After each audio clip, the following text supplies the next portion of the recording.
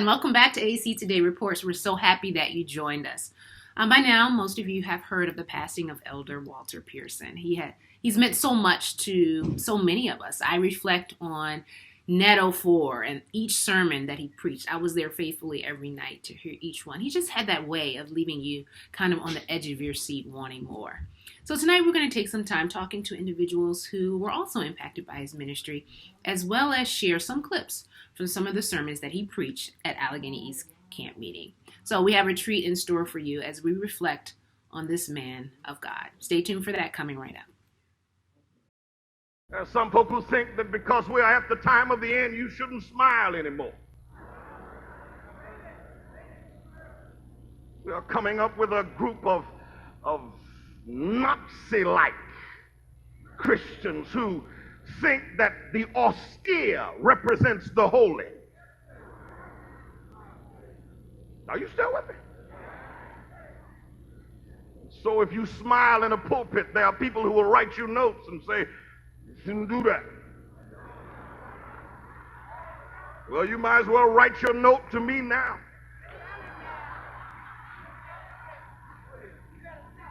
Because in the middle of this darkness, I got a light. In the middle of this sadness, I've got joy. In the middle of this confusion, I've got a peace that surpasses understanding. In the middle of this pain, I've got a balm in Gilead. In the middle of these trials, I've got a Savior who holds me with his unchangeable hand. So forgive me if I smile. I believe that the only way you're going to be able to tell the real Christians from the hypocrites at the time of the end is that the real Christians are going to have joy. Ellen White says that when Moses came down with Elijah, y'all forgive me, give me a minute, would you? I wish I could have been in heaven when the order came. Father, show them who I am. The Black Revised Version that I'm going to write soon says that some angels started.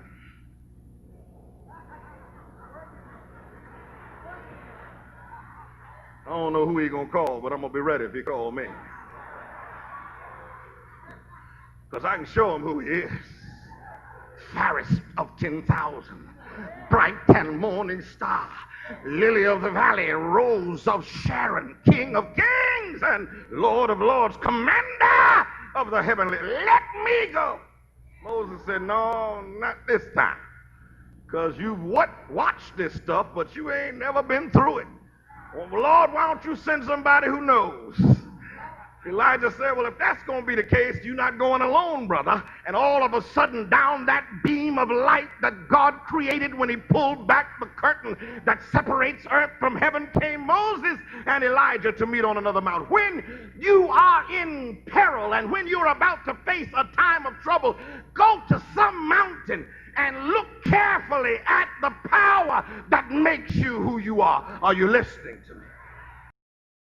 Welcome back, everyone. As we shared before the break, we are dedicating this episode of AC Today Reports to a very dear man, not just to Allegheny East, but so many of you, Walter L. Pearson Jr. And we're speaking to various individuals about his life and his legacy. And I want to welcome one of my colleagues at this time, Charles Williams. How are you doing, Charles? Good. Very good. Great. Happy for you to join us. For those of you watching, I want you to know this is a small miracle for us to be able to get Charles from behind the scenes into the forefront, but we're grateful that you are joining us today. And as we mentioned, we are talking about Walter Pearson. Even just saying the name comes with such, depth to it. And I know that you had some encounters with him early on in his ministry. Share with us the first time that you encountered Walter Pearson. Well, it was on a Sabbath, and I decided that I would visit the Chester church where he was pastoring at that time. This was before the newer church that they have now, and the church was a small congregation. They were worshiping in a house, and it was kind of modified. You know, it wasn't like we're sitting in the living room, but it was, they modified it as a little church sanctuary. So I went there for Sabbath service, and I heard him preach, and I was just so impressed. And there was so much about the way he delivered his message was amazing. I mean, I've heard great preachers before, but there was just something about his presentation of the message that attracted me. And I said to myself, because I had already been involved in media at that point, I said, this man needs to be on TV.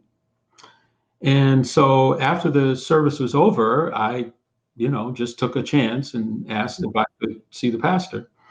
And they said, oh yeah, took me to his office, and I went in and, I introduced myself. And I said, Elder, I was so blessed by your message. And I said, I'm into media and TV and stuff like that. And I really think you need to be on television. And he sort of, I'm sure he wasn't expecting me to say right. that. And I said, I'm very interested in having you come into the studio, and maybe we can do some screen tests and things like that. So I had to tell him what studio, whatever.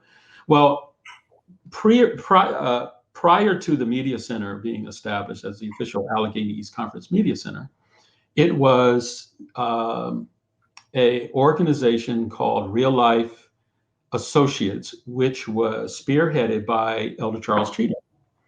Because Elder Cheatham was very much into media and media ministry. So a studio was built in the basement of Larchwood School in Philadelphia. A full-on studio, with recording, cameras, the whole thing. We even had, it was so large we could put a set in there and construct it and all that. Nice. So knowing that we had that facility, I asked him if would he come and let's do some screen tests and what have you. Well, of course, he liked that idea, and he came. And so we built a program around his preaching, and the program was called Daybreak, and it was a magazine format. I mean, we had 2 music selections. We had, like a public service spot, and he would preach the sermonette, and the sermonette usually lasted about 6 minutes. Oh. Well, the other thing that amazed me is that he was able to come in and do 4 or 5 shows worth of sermons in one recording set. Wow.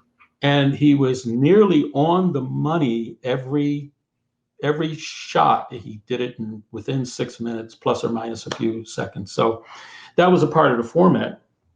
So we put it together, and we did a little testing with it, and we got a spot on local cable TV, and we also got a spot on Channel 57. I don't even know if 57 is still in Philadelphia, but it was a UHF channel in Philadelphia. And we got it on there, and the response was surprising to the extent that the radio and TV critic from the Philadelphia Inquirer wrote an article about the program, saying that it was very unique, especially for African-American preacher. And so it got a little notoriety, and we continued to produce programs. And then not long after that, he transferred to Atlanta, Georgia. Okay. And he asked me, he said it was okay if I take the masters with me. I'd like to try to, do this ministry down there. And I said, oh, of course. So he took the masters, and they aired it down in the Atlanta area for a little while. And then we kind of lost connection, a little bit. When he became the speaker director of Breath of Life, he contacted me again. He said, hey, would you be interested in, working with us? And of course. So he asked me to serve as an associate producer, and went to some of the meetings, went to some of the recordings, and that was pretty exciting. He was an outstanding director, administrator. He was a people person. Yes, he really was. And before you talk about your experience with Breath of Life, let's go back to him just starting Daybreak. It seemed like he didn't even really have a learning curve. Like, he kind of went right into it, kind of already having this giftedness Right. for this type of ministry? Would you say he was a natural from the start? Exactly. That was just the amazing thing. We introduced the magazine format because at that time there was just a real, we called it in those days, a ghetto of religious programming. Mhm. And they were all almost the same. The only unique ones were maybe 700 Club, because they had the set and they were interviewing people. So we followed a similar trend, but you didn't see much of that with Black, ministers. Right. So we said to him, we said, well, you're used to preaching an hour or whatever, but this format only calls for 6 minutes. He says, oh, that's perfect. Hmm. And he did 6 minutes. He took the subject and did 6 minutes. And it was when he was done with the 6 minute sermonette, you felt like he had been preaching for about 40 minutes. That's so true. He was just so powerful. He knew how to consolidate messages in such a way to fit any time frame. It seems that he was given. He knew how to pack those power punches. Okay, now let's go back to Breath of Life. So, obviously the bug hit him. He was doing well. The messages were well received from what he was doing on local television stations. And then he had the opportunity to be director of Breath of Life, and he asked you to join him as an associate producer. So what was that like? You said that he was a pretty great director. Well, he was kind of banking off of our prior experience, in Philadelphia and in Atlanta. And he just felt comfortable in asking me to join him. I mean, he had other very experienced and even more experienced people than me. But he insisted. He said, look, I need you to do this for me. And so, I didn't have to fly out to California or anything because the media center in California was the group that was, managing the broadcast. But whenever he had to record, like if we had to record at the church in Huntsville, because he did record a series there, or in Philadelphia, he asked me to come. He asked me to be there. And so, and he was always asking me, well, what do you think? Is there anything we can do better? And so forth and so on. So then that gravitated to when he was asked to do the net program, Yes. in those days we had Mark Finley, we had others that did the net, worldwide program. So he was asked to do that. And that's what precipitated into doing Experience the Power. Yes. 2004. And that was at that time, Elder Freddie Russell was a pastor of Miracle Temple. And that's where we decided we wanted to do the broadcast from. So, and then he really threw me a curve. He says, all right, he says, I want you to be in charge. I went like, really, Elder? Only me in charge? But I guess the thing that encouraged me is that he had so much confidence. And he said, look, he really felt like he needed to have people around him he could trust. So, Obviously. I saw something in him from the beginning. I mean, we don't know how many others may have Right. given him that same compliment or encouragement, but you not only presented it to him, but also gave him an outlet where he could try it. And I'm sure he was very grateful. Yeah, he was. And, I'm a behind the scenes person and I don't take, accolades. Well, I mean, I just, I'm like, hey, we got that job done. I'm ready to go home kind of guy. But at the end of the Nettle for the very last episode, the finale, he was thanking everybody. And then he went out of his way to say, oh, I'm going to thank Charles Williams because without him, and that's when I was like shrinking in the corner. But it was quite an experience. And I had, he asked me to assemble a team. We assembled, if I can just name a few. Sure. Along with me was J. Alfred Johnson, who was an associate producer. S. Peter Campbell was our floor manager. Ron Reeves was also an associate. And we've had, of course, and then there were members of the media team, AEC Media, which came together with North American Division's Media Center from California. So their crew came out from California with the satellite truck and all that stuff. And our team from AEC came together and we just had one big technical team. And I'll tell you, it is because of Elder Pearson's personality and the respect that so many people had for him that when he got the entire team together, he said, I want to get something straight. He says, I want you to understand who's in charge. And of course, I'm thinking, I'm sitting, of course, he's in charge. I'm thinking he's going to say, he's in charge, right? He says, you see that man over there? It's like, He put it right on you. he's in charge. And whatever he says, you do it. The only one that can, change that is me. So I'll tell you, that was a rough day because that was a lot of responsibility. I was with some of the top professionals in television. I mean, audio technicians and camera operators. And I mean, these were people that have been doing satellite broad. And me? Yeah. But you know what? Because of his personality, everybody loved Walt Pearson. Mm-hmm. There was no race, no separation, no anything. He got full cooperation from everyone. And as a result of that, it went very smooth. Yeah. Very smooth. And I just thank God for the opportunity. I thank Walt for giving me that opportunity. And it's in the logbook now that I had an opportunity to be a part of that ministry, and others from the media center. Right. Yeah, he knew he could put that part of it in your hands, and he could focus on his messages every night, and so, and we saw how powerfully he spoke. People still to this day reference that particular broadcast. I know that was very pivotal for me at the time of my life when I watched it. Those are my fondest memories of some of his sermons, working with that. So, because we work with AC media and communication, we have a lot of archives. We do. Mm-hmm.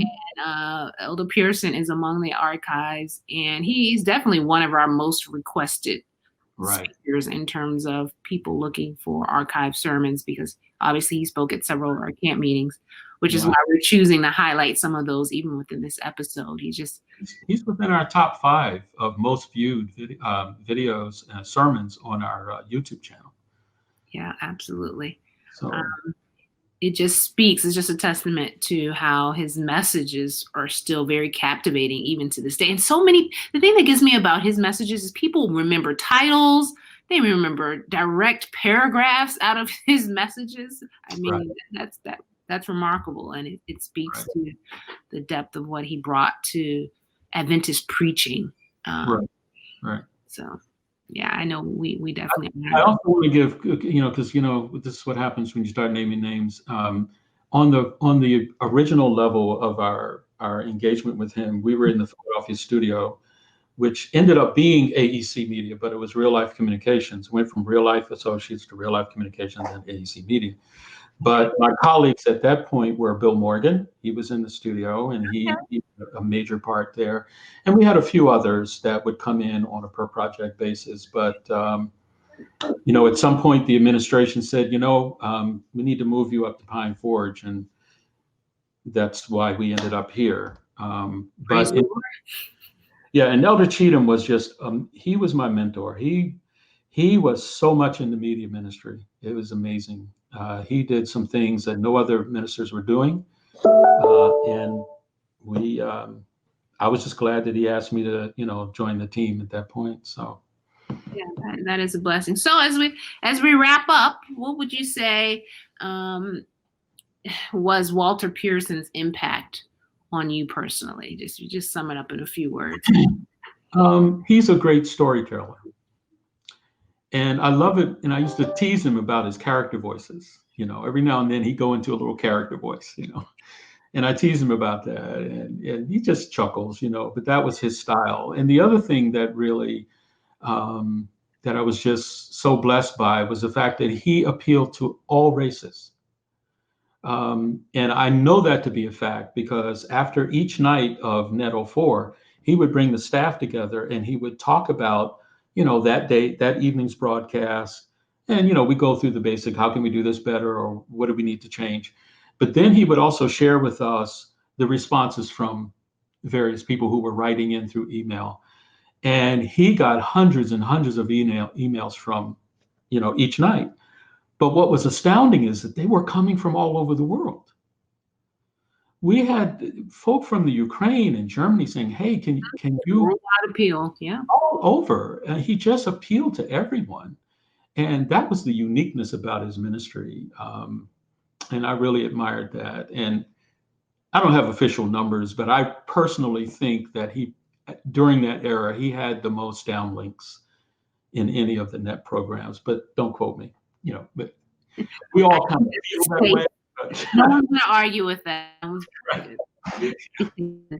It was a wonderful opportunity for ministry partnering, and I do appreciate him asking me, and he will be missed. He was a good friend and a magnificent preacher, so it was heartbreaking to hear the news, but he has served well. Yes, absolutely. And we thank you, Charles. Like we said, we know this is not where you like to be, but thank you for taking the time to honor someone who has impacted so many of us and being able to share some of the beginnings of how he even got started in that particular ministry. So thank you so much. We appreciate you. Yep. Thank you. All right. And please stay tuned. We'll be right back after this break. My first connection with this campus is Pine Forge Academy. And I want to say to you folk that in my life, it is one of the most important factors to make good occur in my experience. Pine Forge Academy. There were professors and instructors then who loved us like their own. And I am grateful for Pine Forge Academy. We know who the Rock is. In fact, let me look this up. I want to make sure I got it. I picked this up out of the clear word to let you know there are many scholars who have been tricked into believing that Peter is the rock upon which the church is built, Matthew 16 and verse 18. But even Peter was not confused about that. For when he preached his sermon in Acts chapter 4 and verse 12, he said, there's no other name under heaven given among men whereby we must be saved. Peter, a slice from a rock, a chip from a rock. Jesus is the foundation stone. 1 Corinthians chapter 10 and verse 4, the rock that followed Israel was Christ. So today the Lord says to you, there's a storm coming. There's a storm coming. If things stayed quiet, you may be okay. But a storm is coming. And when that storm comes, you had better be anchored to the rock. And here is the anchor. Let me be clear. Faith in the atonement is your anchor. Now, I know I was at the white estate long enough to know that there are some of us who have gotten old and we want to preach the straight testimony. Lay it on them, elder. Beat them up. You better watch out. Some of that stuff will hit you. I have people tell me when I finish a sermon, Pastor, you were all over my toes today.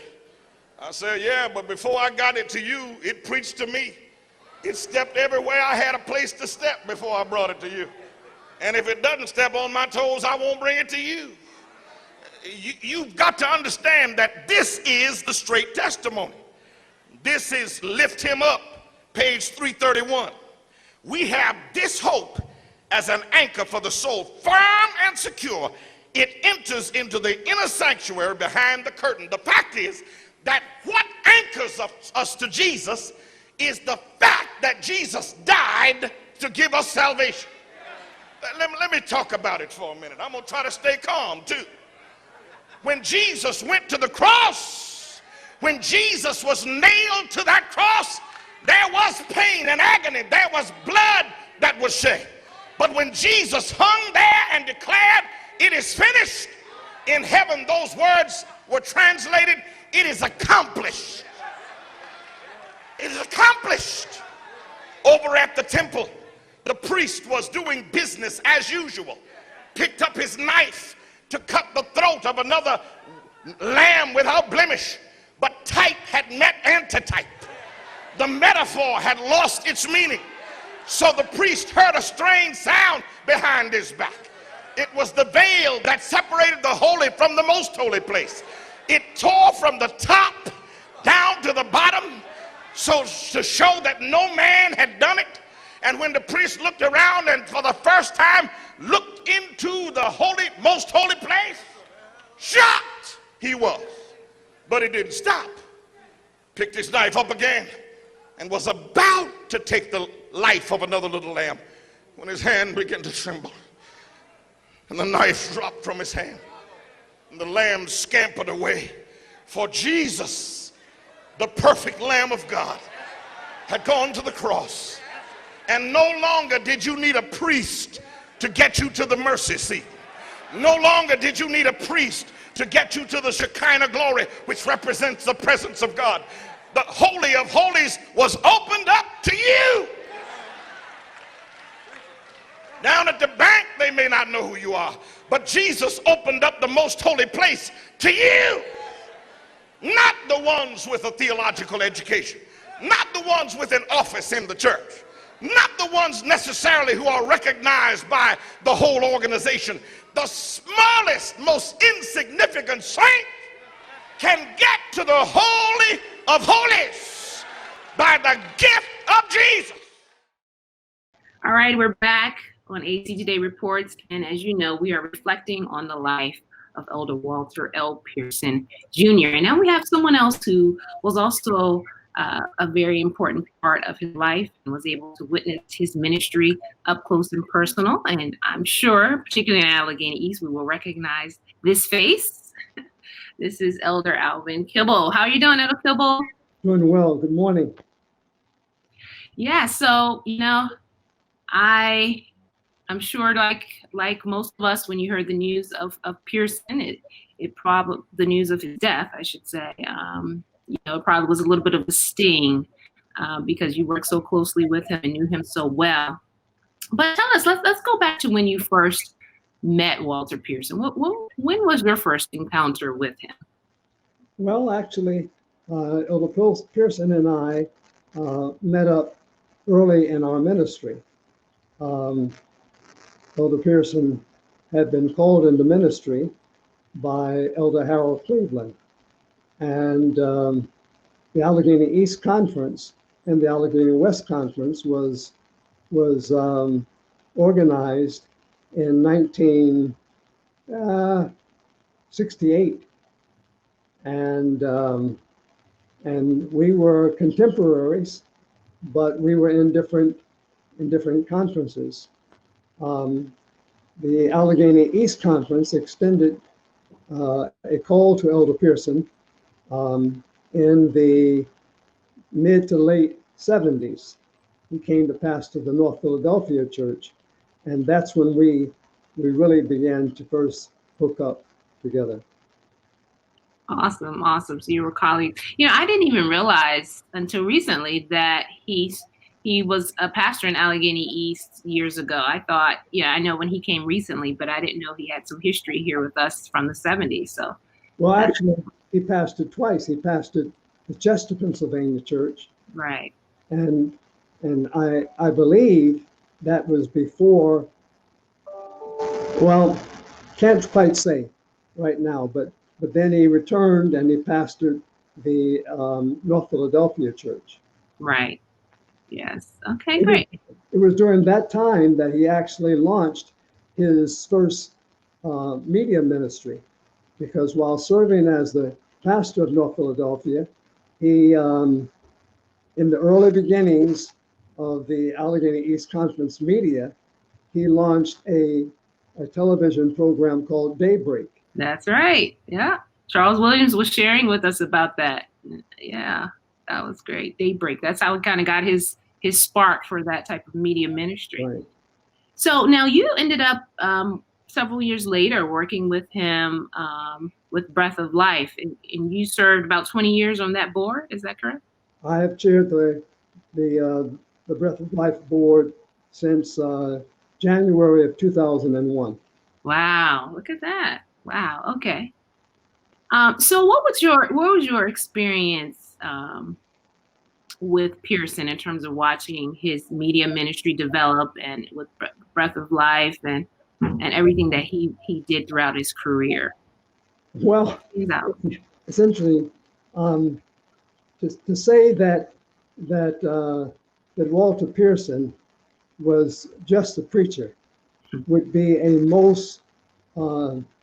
it would be a very poor characterization. Walter was a preacher in bold capital letters. And as one of my early colleagues in ministry, Dr. Michael Mickles has said, no one is born a preacher. Preachers are made. Mm. And when God set to work to make Walter, he pulled some things out of the hat that we could not possibly have even imagined. Absolutely. Walter was eclectic. He was buoyant. He was evocative. He had this brilliant effervescence about him that he brought into every preaching assignment. It was just there. I mean, much loved, greatly admired. He had a mastery of timing, humor, and a persona that just captured the essence of that divine form of communication. When Walter preached, you were right there at the pool. Mm. You were on the hillside. Yeah. You were amidst the crowd. You were right there before the cross. Mm. That was Walter. He invoked the vertical into every preaching experience. I believe it was Dr. Gardner Calvin Taylor who said that a sermon is not a sermon that only deals with the horizontal. Mm. It is not until you embrace the vertical into the sermonic experience to demonstrate how God has impacted that moment. And Walter did that. What I found so fascinating, and Walter would share these experiences with you from time to time, individuals would meet up with him in the airport and introduce themselves to him by saying that they were members of his church. From watching him They claimed him as their pastor. Wow. Even before the kind of media streaming and ministries had even begun to take place. They claimed him because he was just that relevant. Mm-hmm. He had the fervor of the old time evangelist, and yet he had the gifts and the skills of a master wordsmith, and would captivate his audiences with the language skills that God. He told me once that he used to read dictionaries. Wow. He read dictionary. Just to read it, just for But, extracurricular activity, huh? But I learned something later on about Walter that I hadn't even brought into the picture. Walter, Norman Miles, and I were in Mountain Center, California. That's the camp that's owned by the Southeastern California Conference. We had invited Walter to preach at one of our annual presidential retreats, and we had a day for recreation, and so we drove over to Palm Springs, California, and here we were. We had the entire afternoon to ourselves. We were like kids in a playground, Aw.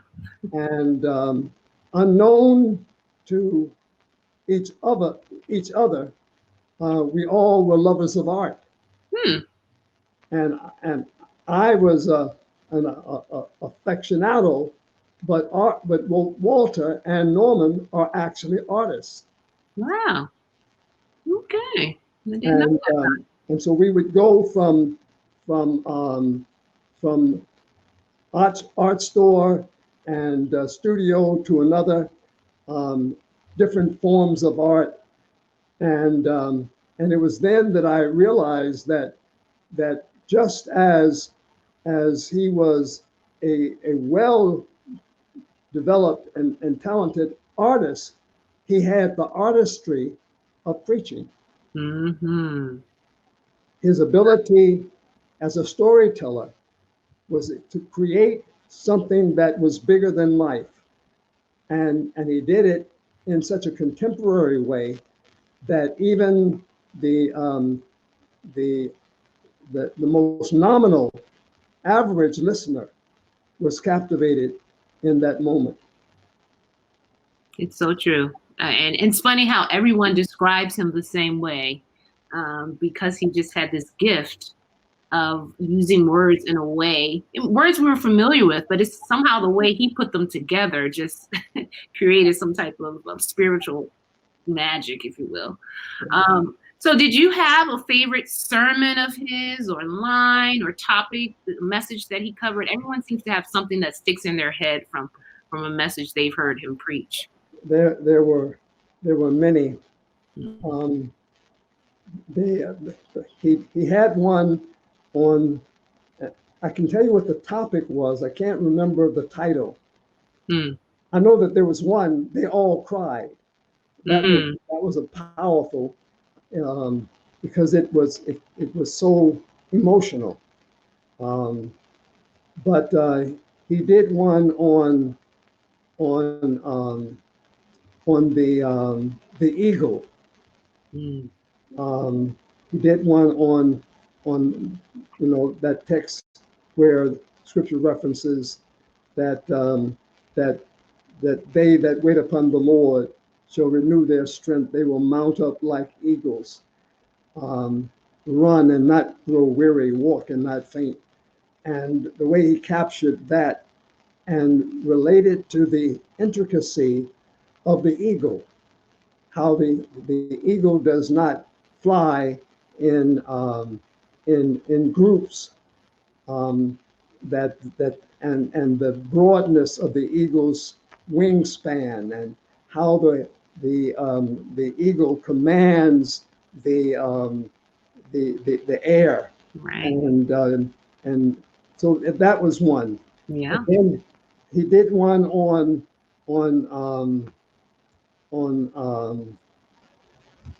on the serpent in the garden, and how God said that the serpent would be cursed, and how he made the comparison between the wisdom of the serpent and the beauty of the serpent prior to God's curse, and the way he described that was but he also had researched. He was not just a good preacher, but he did excellent exegesis and research.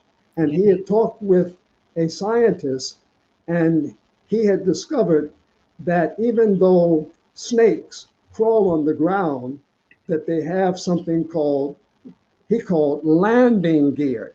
In order to fly, you've got to be able to land. Mm. And he had said that this this scientist had revealed to him that snakes even today have something that's called landing gear. Those are the kind of things that Walter, no matter how um, no matter what the subject was, he was able to bring out those kernels of insight that made the sermon live, along with the humor. He was so Oh yeah. transparent. His sermons never beat people up. He was an evangelist. He preached the whole truth, nothing but the truth. But he didn't use the Bible as a club to beat people over the head. He brought in both the importance of the subject and the efficacy, but he also related it to the humanity. And because of that, people were drawn to him. Absolutely. And that you're right. It's funny how he was able to educate us, make us laugh, feed us spiritually. He just was able to do so much in just one message. That was kind of the beauty of his gift. Now, before we close, what did Pearson, your relationship with Pearson, or even his messages, what did it mean to you personally as you reflect? Walter was like a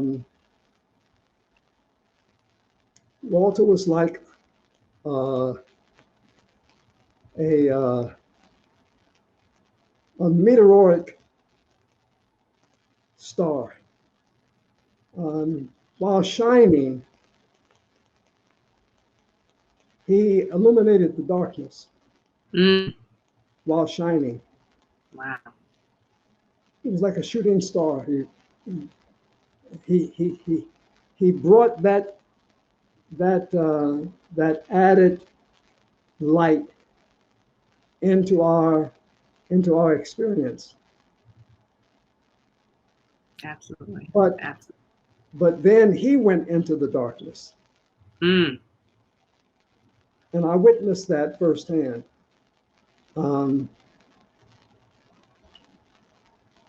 It wasn't his stroke that sent him there, but it was the death of his first wife, Sandy. Yeah. And it was a dark place. And he was there for far too long. And it was troubling to see my friend in such a dark place in his life. For him, the sun had just been obliterated. In fact, for the first many years, you never saw Walter without Sandy. Right. And he was angry with God. He was angry because he allowed, he had managed somehow to extend his life, having returned after the stroke. But then he allowed Sandy to die. That's heavy. I'm sure that weighed heavy. And that hurt. And I was hurt that he was so hurt. And then one day, a couple of years later, I was in California attending a wedding. It was a Sabbath afternoon. And I got a call from Walter. And he was so happy. He was alive again. And he said, Alvin, he said, I can hear it now. He said, I got the old Walter back. I got the old Walter back. I found the old Walter. And then he shared with me his relationship with Pat and what a gift she was from God. And he came out of that cave and it extended his life and his ministry, and proved God Stores. as one who is faithful and who keeps his word. That's what That's what I draw from. It really helps you to understand that ministry is not so much what we do, but who we are. It's the life we live. God takes the life of the minister and puts it on a canvas. And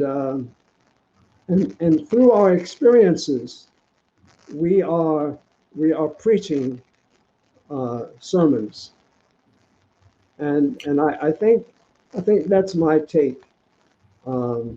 It's all of it. It's not just A message. the great years, the shining years, but it's in our valleys and in our challenges, in our losses, in our disappointments.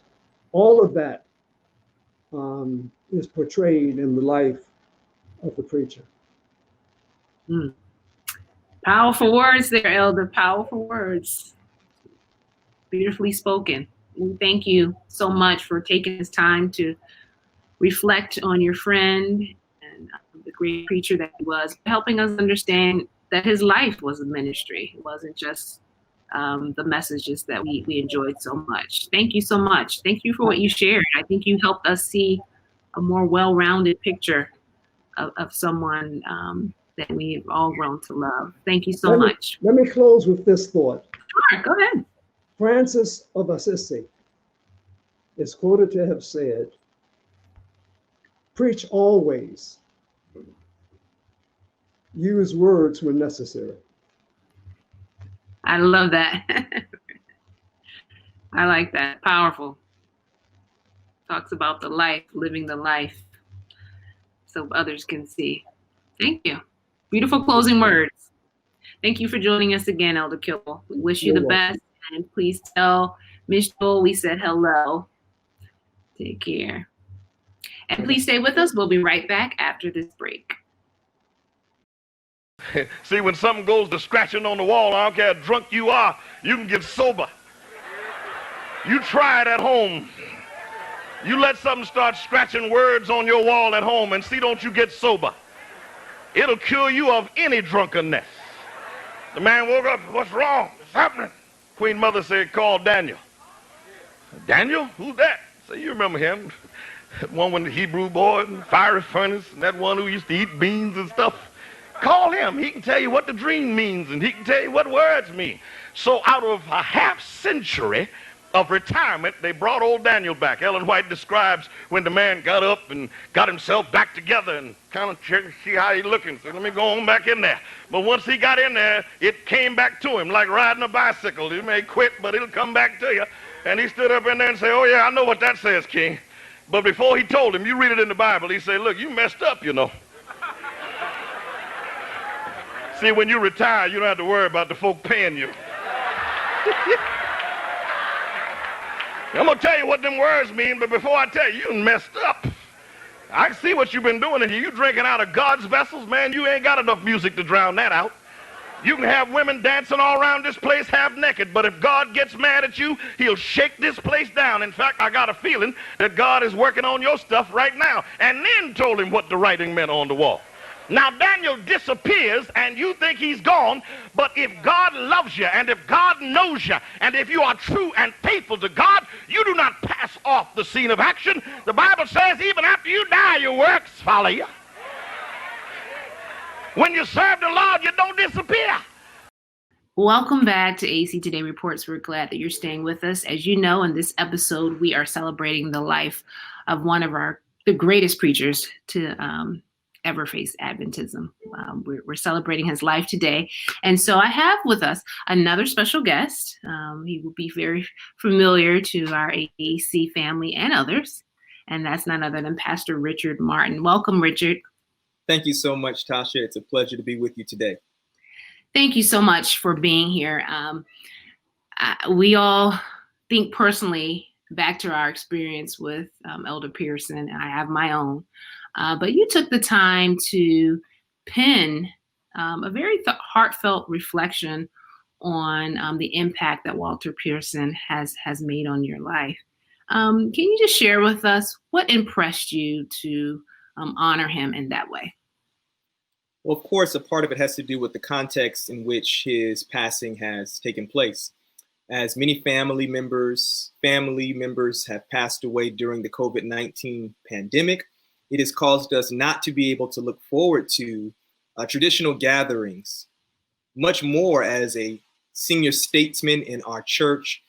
It's very traditional when one such as himself passes away for pastors from all around the nation, sometimes even the world, members, well-wishers, family, friends to gather together in some large space to be able to pay tribute to him.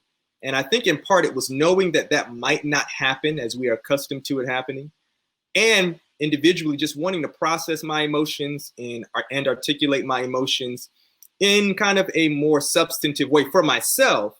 It then became something that I felt like would encourage others and maybe even inspire others to capture what he meant to them in their own ways.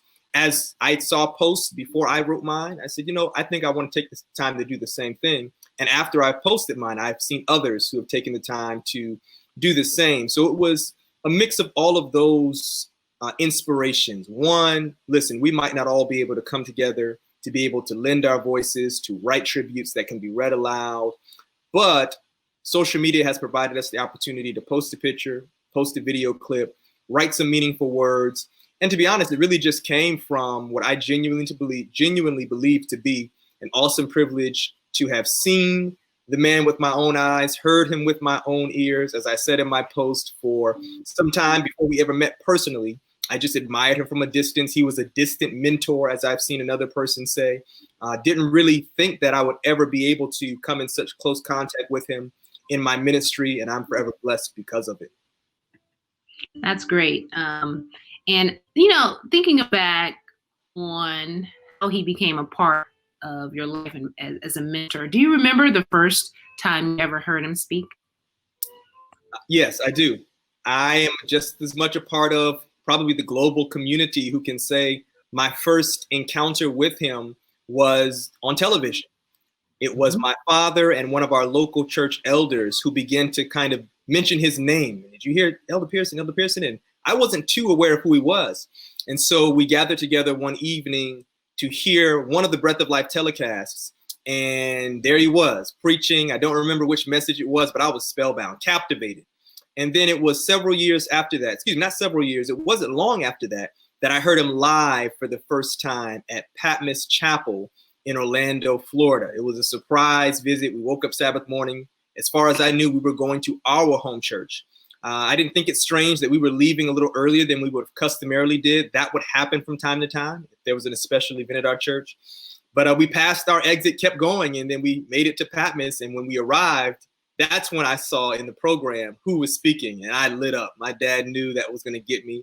And he preached powerfully. And then after that, I was able to see him live on a number of occasions. And he ended up coming, I'll say this, this was a dream come true, to preach at my home church. I just thought that what they once called, I'm not sure if they refer to them as this anymore, but they used to call them the big boys. I didn't think that the big boys would come to my local church. They would normally go to another church in the area or churches up in the Orlando area. But I remember the announcement that we're going to have Elder Pearson for a Friday evening and a Sabbath morning. And I was like a kid in a candy shop. I remember to this day, one of his sermons was called The Last Connection. And he was talking about Samson and all of the, to use a Walter Pearson term, the labyrinthine tunnels of Samson's life. How he was going back and forth and in and out, but then finally coming to the point where there was an opportunity to make that last connection with God, and he availed himself to it. So it's just a powerful, powerful experience, a noted memory in my formative years, and I'm very grateful for that. And that's the thing about Pearson's messages. I mean, you're talking about something you heard years ago. I mean, not that you're that old, but years ago, and yet you can still remember the title of the message and the point, the subject matter that he was bringing home. What was it about Pearson's style that you think drew you in, even as a child? I think that he models that great preaching principle that I would discover later on in more formal training. Philip Brooks defines preaching as truth through personality. And one thing that is immediately engaging about Dr. Pearson's preaching is that you get this sense he is very comfortable in his own skin. He is aware of his personality. He is not trying to be someone else. And it's that authentic self, that authenticity in the pulpit that allows him to almost draw you in. So it's the personality, but then it is also that it is blended and mixed very well with the truth as it is in Jesus Christ. He made no apology. He often boasted about not being afraid to declare, "Thus saith the Lord." And so that command, that authority and authenticity blended together, I think is one of the hallmarks. Of course, he's a masterful storyteller, and everybody knows that you can keep people's attention with the story. And every now and then it's easy to lean more on the side of, well, let me just tell stories about my life or stories about what's going on in the news. But he made Bible stories come to life. I mean, we all know how the story of David and Goliath is going to end, but just the journey there is so enjoyable. He animates the biblical characters, weaves in and out as if he's David, and then he'll be Goliath. And this is one person, and you don't feel like it's one person. You're like, oh man, these are 2 or 3 different people. So all of those characteristics made for memorable preaching, impressionable preaching, and more than that, persuasive preaching, because at the end of the day, it was about giving people an opportunity to accept Jesus Christ. And we know his legacy would show that thousands did do that. Absolutely. And you're right about that. So tell us about the first time you had the opportunity to kind of have a one-on-one interaction with Elder Pearson. I would love to. In fact, this was something that I was going to include in my written post, but I decided just to, keep it close to the vest. But I have I'm comfortable sharing it here with you all. Thank you. It was actually that Sabbath when we went to Patmos Chapel. The pastor at the time, Pastor David Long, and his family friends of ours for years. And so we were going to his house after service to have lunch.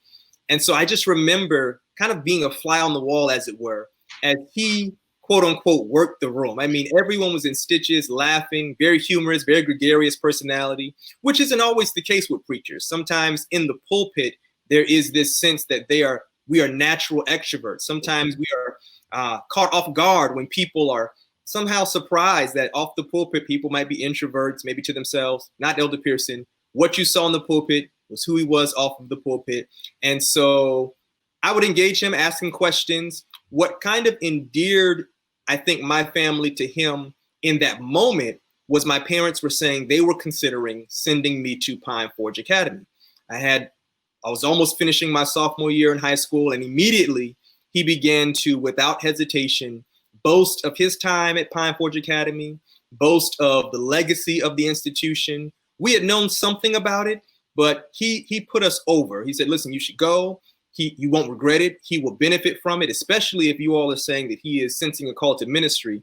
This is a place where he'll be surrounded by loving deans and teachers and administrators. I'm sure he knew what we didn't know, that I would also be in the shadow of Allegheny East Conference. So I would have it wouldn't be a struggle for me to have that pastoral influence from all the pastors and leaders that would come through the campus throughout the course of the school year. And so he was very influential on that. I'll tell you this funny story. My dad, I don't know when he told him this in the course of that Sabbath lunch experience, but he basically shared with Elder Pearson that as a result of my watching his sermons, this was after Net 2004, that I had developed a little mimicry, that I could kind of reproduce some of his mannerisms and gestures and even catchphrases. And he lit up. I mean, just let out a laugh. He said, "Is that right?" And so now I'm all kind of reserved and shy. And he said, "Well, let me see it. Go ahead. Let me see it." And I just chickened out. I couldn't do it in front of him, but he just laughed. And even that was endearing, that he wasn't in any way offended or put off, but he thought it was great. I think he thought it was a form of flattery. And I'm confident that with someone who has such a distinct personality and presence, that I wasn't the only one who could try to emulate him that he'd ever met. So that was a little funny moment from the first in-person, one-on-one, intimate setting that we had together. That was 2005. Wow. Okay. 15 years ago. Mm-hmm. So, I mean, can we get a little bit of that now? I mean, I'm still shy. I'm still shy. But I think, man, when we watched Elder Pearson, one thing that I learned from him, because I asked him, I said, Elder Pearson, this was when I was first coming on board as a pastor with the conference. I asked him about his knack for storytelling, And interestingly enough, he connected it to his childhood. He said, everybody in my family, and he really praised his mother. He said, storytelling was just a part of my family. I don't care if they were telling a story about how the mailman came up to the porch. It was going to be dramatic. It was going to be dynamic. And so a lot of it was caught, which I think a lot of us can say that anything that was, not to say you can't develop something that's not natural, but what we saw so far is that storytelling was connected to his childhood. He caught a lot of it, definitely honed it over the years, and it shows. It comes through in a very powerful, unforgettable way. He's a masterful storyteller. Yes, he was. And, you know, you referenced the fact that, of course, he eventually came to work at Allegheny East Conference. And during that time, and you mentioned this in your post, you had an opportunity at Emmanuel Brinklow to have a very intimate conversation with him in the pastor study, I believe it was. Yes. What was that conversation like? What was that quality? I mean, you talked about the other experiences where you interacted with him kind of more on a lighter note, but it seems that 2-hour conversation was kind of life transforming for you. Can you talk a little bit about that? Sure, it really was. And I must tip my hat and give a word of gratitude to Dr. Medley. He had known how influential Elder Pearson was on my life to that point. And so I think he kind of intentionally created space, not in a very dramatic fashion, but just said, hey, listen, we're going to be inviting some of the pastors, some of the senior statesmen and women who will be here for this evening's program into the office. And so just kind of be around. And so it kind of just so happened that Elder Pearson and I were there alone as we were waiting for others. So as we began to talk, he was asking me, basic preliminary questions. How are you enjoying ministry? He was saying, you're at a good church. You're with a good senior pastor. Enjoy the road. And so I took that opportunity just to ask him certain questions. What I was amazed by, because everyone knew at that point, and for those who will be watching and didn't know, Elder Pearson had experienced some health challenges, which caused him to have somewhat limited physical mobility, but his mind was still very sharp, still had an expansive vocabulary. And so I asked him about his preaching inspiration, his pathway to ministry. And so he talked about graduating from Oakwood, not really having an immediate call to ministry, but then eventually starting to serve with the Allegheny West Conference as H.L. Cleveland's associate pastor.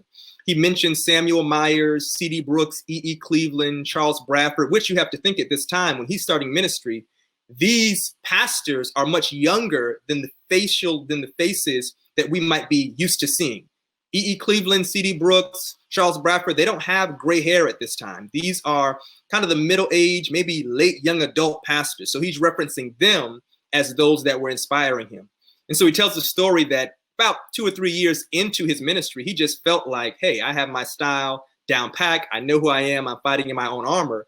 But he had really only been observing 1 or 2 preachers. So in any individual message, he was just kind of going to be one of those 2. And he, in his sermon Shibboleth, which is online, he talks about that, how early on he knew that he would make a point and turn around like E.E. Cleveland to ask, do I have a witness in here? Or he would grab the air like Charles Bradford, or he would do those kinds of things until finally in talking with them, they encouraged him, hey, expand who you're studying. And that's where the classic line came from, where he said, if you copy the right cat, there's nothing wrong with being a copycat. Right. Study 9 or 10 persons, it ceases to be copying and it becomes research. And you're able to now employ a more informed study to see what's good about what this person's doing, what's helpful, and what is natural to my personality, so that in time, and he told me, and I'm still growing into my own, he said it normally takes about 10 years for a pastor to really develop into his own. And so it takes thought, takes intentionality. So I was a kid in the candy shop again, just on top of the world, trying my best to be present in the moment while not being so like, oh my goodness, this is an opportunity that I'm having to converse with one of my mentors that I missed anything he said, so he helped me to kind of calm down. He was very comfortable. And after that, things were pretty smooth and smooth sailing. That's awesome. And I'm so glad you had that opportunity, having, revered someone for so long and having that chance to have an intimate moment, a lengthy intimate moment, I'm sure was very, very nice. And now you talk about him being a mentor and being an influence on your ministry personally. Have you had people kind of compare your style to his a little bit? Have people ever told you that he's you kind of carry a little bit of what he brought? Yes, and that's, as any person would say, no matter what field you're in, anytime someone references you and something you bring to, whether it's playing a sport, whether it's offering a service or preaching, in connection with someone that you admire and whose ministry has blessed you, it is often very overwhelming and encouraging. It says, okay, hey, not that you are trying to be this person, because I think there's a way that you can go to an extreme. Yes. And people say, okay, we don't know who you are. Your name's Richard Martin, but everything you did and said, how you did and said it, even your illustrations, you actually you made a mistake. You said when I was born in 1945, like you didn't even think to change the illustration. But if people get a sense that, hey, there's something that is in the family of, because no person owns all of these things. When it comes to the principles of preaching, trying to learn to become a better storyteller, wanting not to be locked into notes, wanting to engage people, make it personal and compelling, those things are kind of public domain features, and others have just really mastered them. Some just by sheer fact that by the time, I mean, think about this, by the time I was born, he had already had rounds and rounds of repetition. By the time I became aware of him, you're talking about decades. By the time I become a pastor, multiple decades.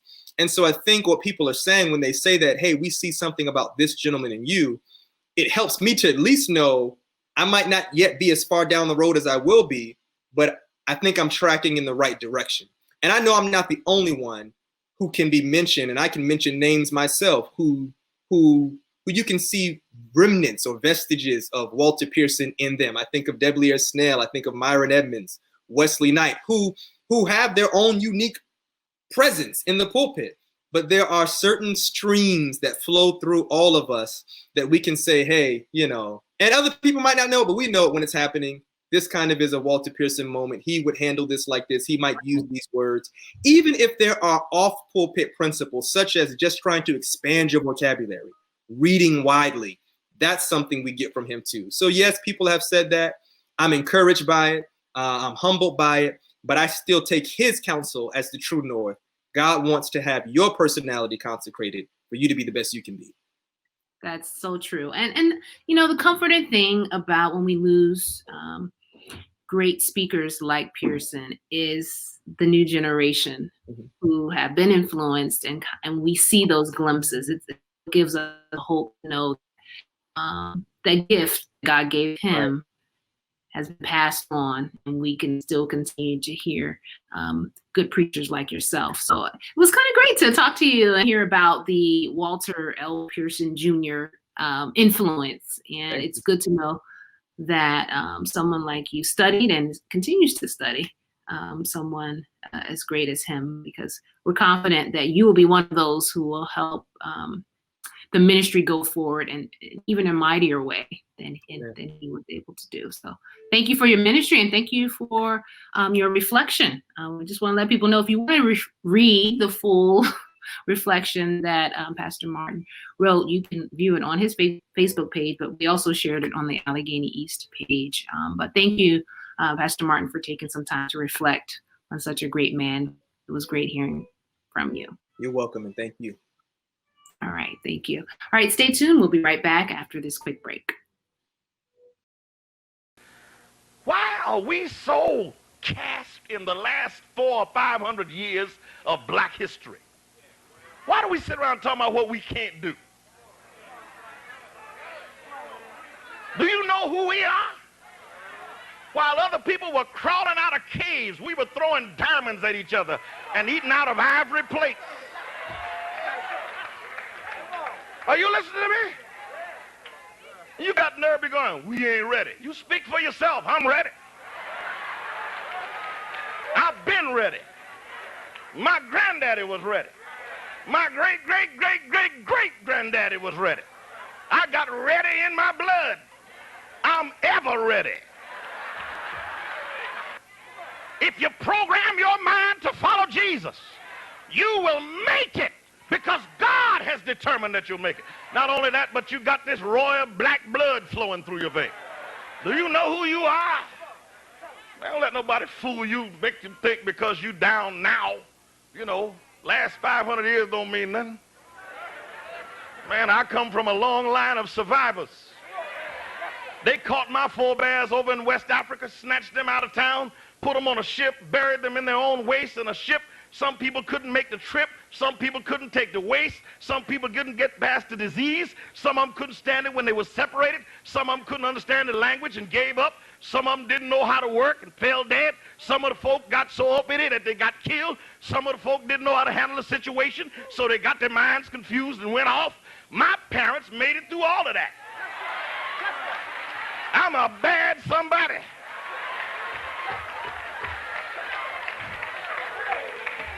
I ain't even supposed to be here. And look at me. Are you still with me?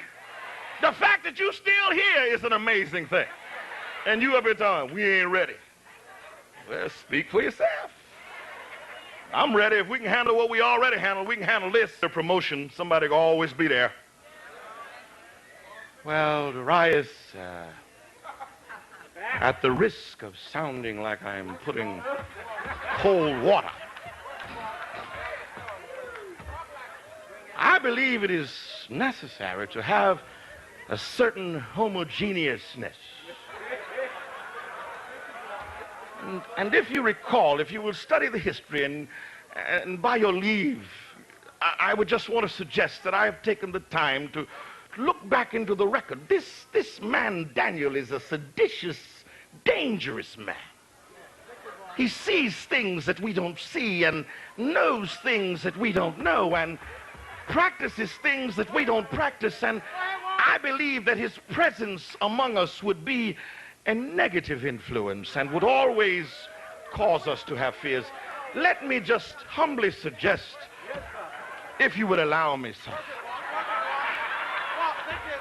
why don't we let him sit this one out? Perhaps from time to time on specific issues we could call him in. But please, your majesty, don't call in a man like this, someone who is not of our culture.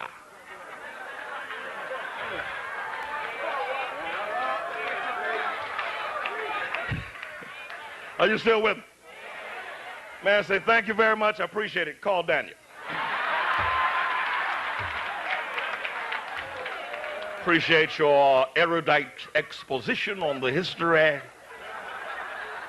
Seeing how I am the king and you are the historian, call Daniel. All right, that wraps up this episode. We thank you for reflecting on the life of Elder Pearson with us. I'm sure you have your own stories, and feel free to leave them in the chat. We love to read about them. If you're interested in watching the full sermons from the clips that we shared in this episode, just subscribe to our YouTube channel, AEC Media Ministries. Go to the playlist, and you'll see Throwback Camp Meeting, and you'll find all of those sermons there. Well, we always thank you for tuning in on Tuesdays and Thursdays. And because, the more you watch, the more you know. So check out what's happening this weekend and beyond at AEC.